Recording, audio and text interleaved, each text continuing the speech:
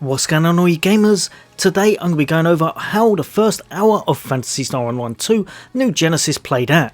Was it any good? Is it worth playing? How did I find it in general? And was there any issues?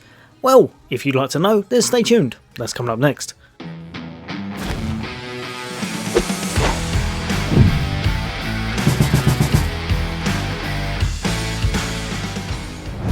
As always, for all things gaming, for all things Xbox, all the latest and greatest content, and lots more on the way, then why not hit that subscribe and bell icon?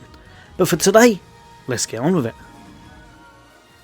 So once you start the game up, obviously you've got pretty much all these options just here if you want to change your language settings, or look into anything, or reset anything, or go back to the title screen, which I don't really know where you do that. But yeah, if you want to muck around with some of the settings you can, but for myself I pretty much just dive straight in.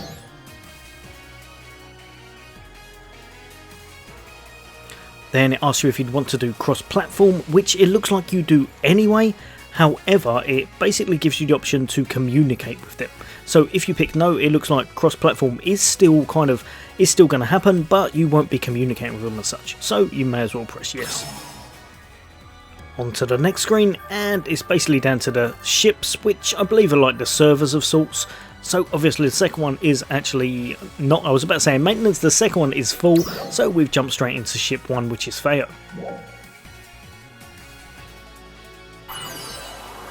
Now one nice thing is that basically it carries your characters across, so anyone you've already previously made, so if I show you just here, character creation and selection, anyone you've previously made or played with on pso2 online will carry straight across to here. Doesn't look like you need to do anything, they kind of just come straight over, which is really nice.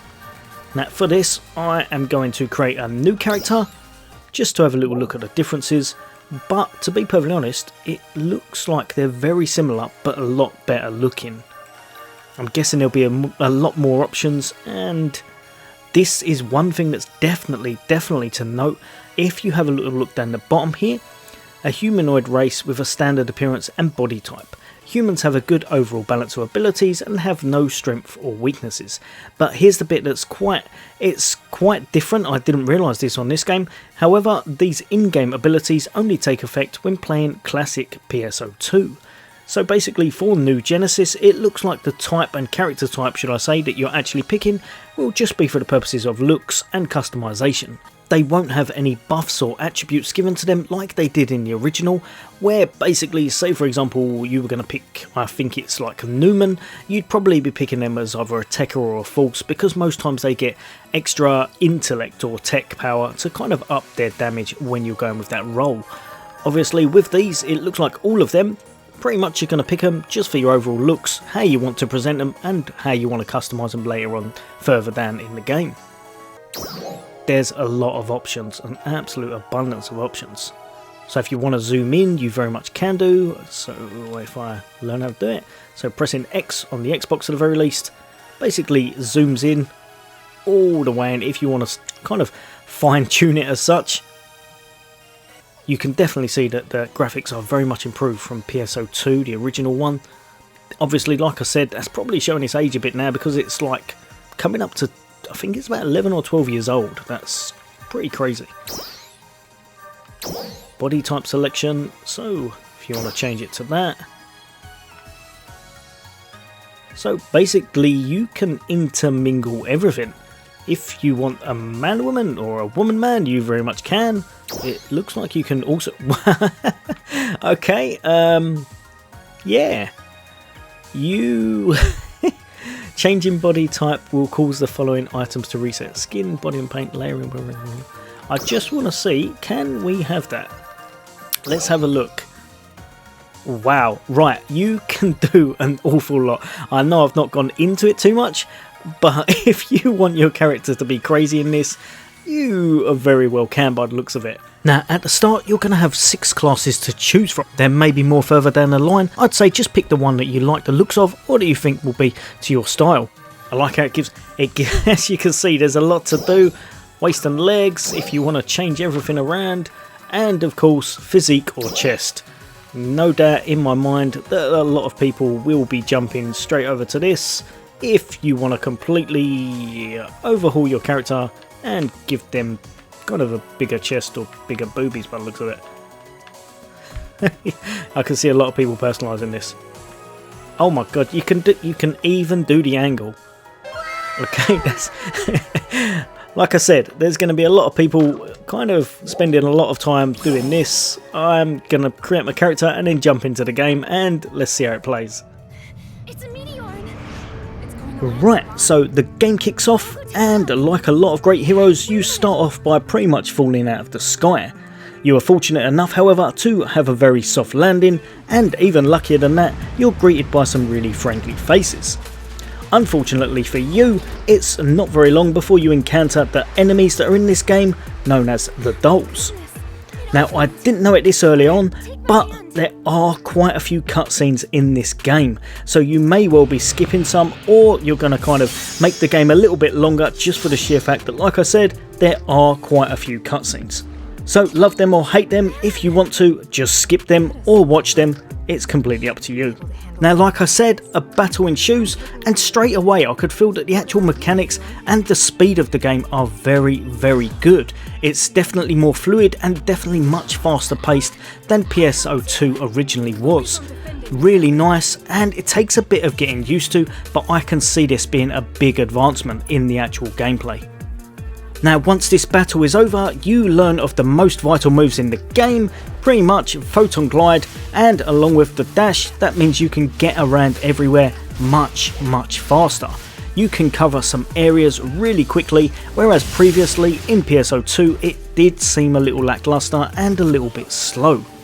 Also, watching the glide move can be quite relaxing, I must admit, as you can see from this.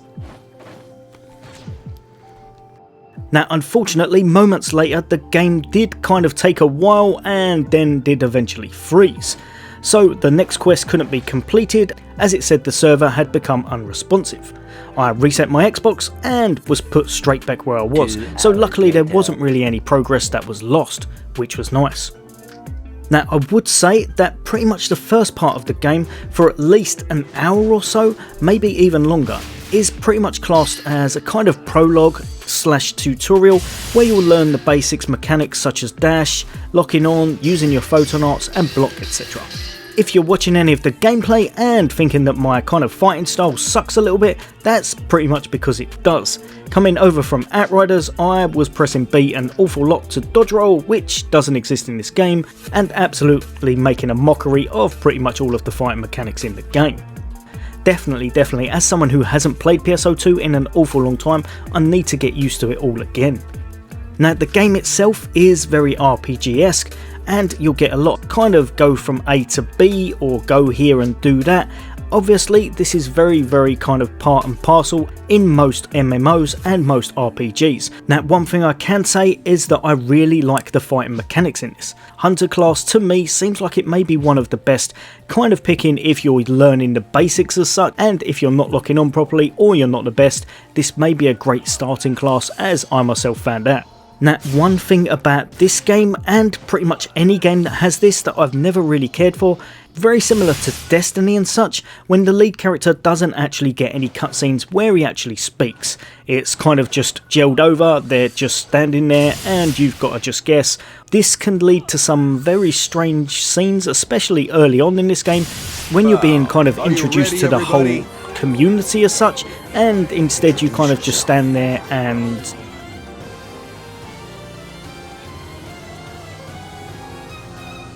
A toast to our new friend. Cheers! Cheers! So, yeah, swiftly moving on. So next up, we had an unfortunate turn of events. I won't exactly go into it because obviously I'm hoping you guys and girls do end up playing this. But all you need to know is that you need to make your way across to the next place, which is Central City. Again, you're learning as you go, you're fighting enemies, and you're kind of getting used to the controls. There are pop-ups that give you hints on how to perform actions and such, but I must admit they kind of hindered a little bit after a while because I couldn't work out how to get them off the screen. They stayed there for a little bit too long for my liking, and they became a little bit annoying. It may just be me, maybe there's a way to get them off, but I couldn't figure it out at the time.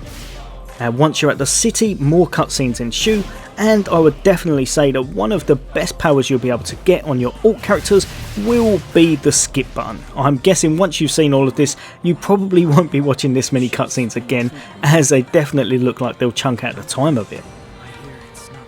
Now that you kind of know the basics and you can dash and photon jump, your next task with finding a cocoon facility. Now these, I would say, are very possibly one of the most important things in the game, as once on completion these award you with skill points, which you can place in your skill tree to power up your character's build. Without these you're going to be a bit lackluster and you're definitely going to suck, so you're going to need to complete these.